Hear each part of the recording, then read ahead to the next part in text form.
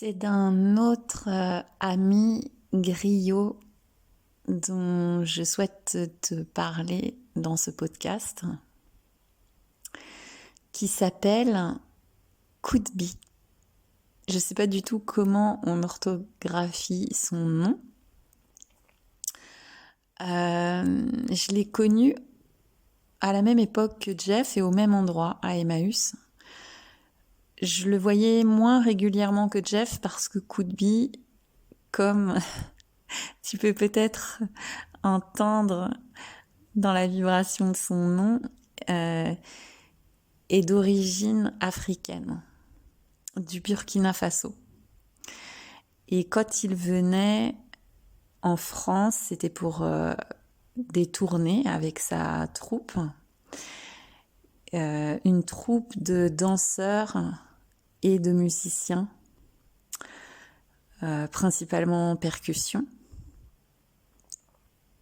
Et lui, c'est ou c'était, parce que pareil, je n'ai pas trop de nouvelles, c'est pas actualisé là, mais c'est lui qui était le griot de la troupe, donc qui était le conteur.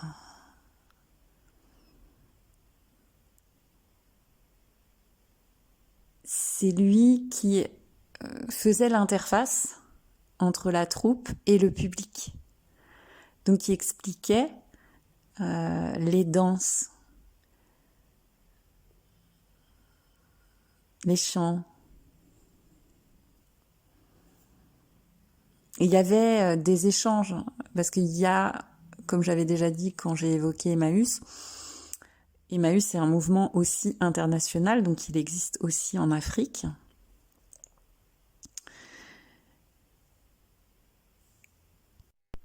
Le fait de faire des tournées en France permettait à la troupe d'aider à financer des projets sur place au Burkina, projets d'alphabétisation ou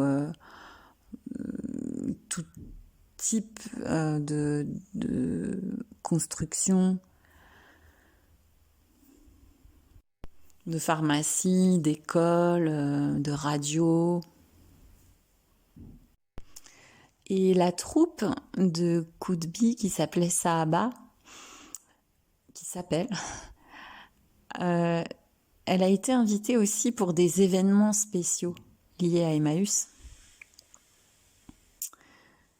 Et une des fonctions du griot, c'est de louanger.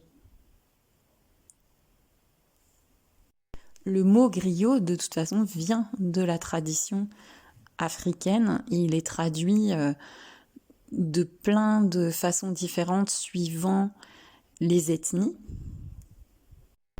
Et quand il venait pour ces événements un petit peu particuliers, souvent c'était des événements qui pouvaient durer une journée entière. Et à la fin de la journée, il faisait une impro où en fait le griot, il a une grande vacance. Il est vacant, il est disponible, il est dans une ouverture, une écoute. Il va capter l'essence d'un événement, d'un lieu, d'une personne, d'un mouvement. Et cela, il va le ressortir dans son conte, dans sa louange, dans son chant. C'est aussi celui qui, traditionnellement, est en lien avec les esprits. Donc c'est un poète, mais un poète de l'oralité. Et cela résonne vraiment fort chez Vera. Le fait d'être l'expression apparente de l'amour, de l'esprit de l'amour. Le griot, il va voir et exprimer ce qu'il y a d'extraordinaire dans l'apparent ordinaire. Il va en faire une légende.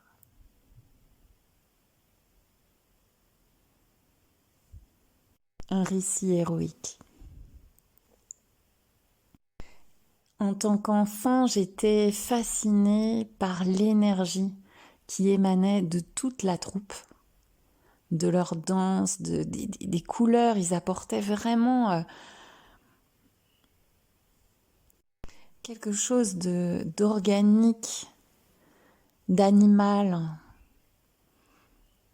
très relié à la terre, aux éléments. C'est tellement beau de voir les corps en mouvement, d'entendre cette symphonie en fait des chants.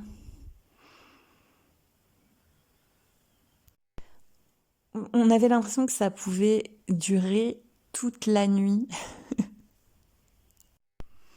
Et celui donc avec qui le lien était le plus direct, c'était Koudbi.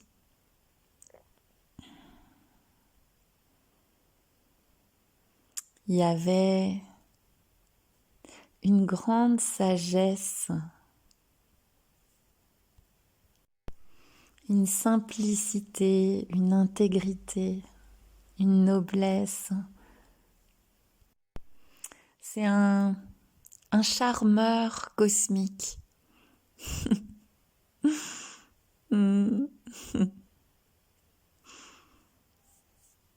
Donc on se reflétait mutuellement cela. Comme avec Jeff, c'était une évidence, une reconnaissance. Et c'est une relation amoureuse qui n'a pas d'âge. Dans l'apparence, j'étais une enfant et lui un adulte, mais nos sourires, nos regards, nos palabres sont intemporels. Ils n'ont pas de début, pas de fin.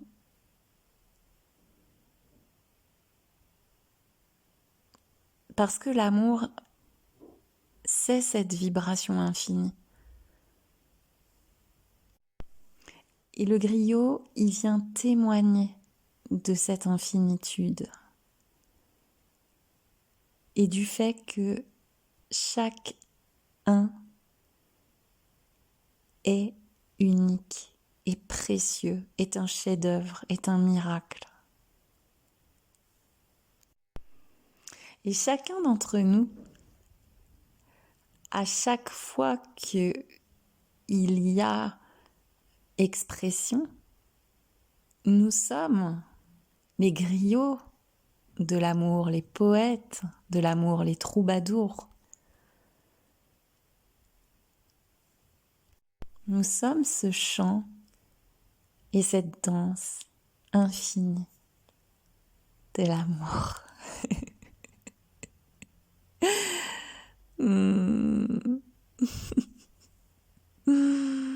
Love les gris-gris. En plus, ça me fait poiler. Parce que dans le nom de ma rue, il y a le mot griot aussi. Alors tu vois, ah. Piou piouc.